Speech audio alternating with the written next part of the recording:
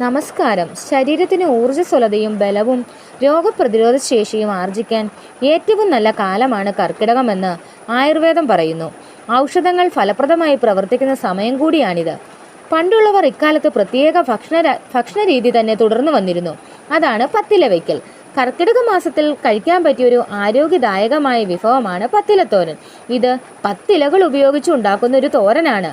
10 വ്യത്യസ്ത തരം ചെടികളുടെ മൂപ്പത്താത്ത ഇലകളാണ് ഇതിനായി ഉപയോഗിക്കുന്നത്.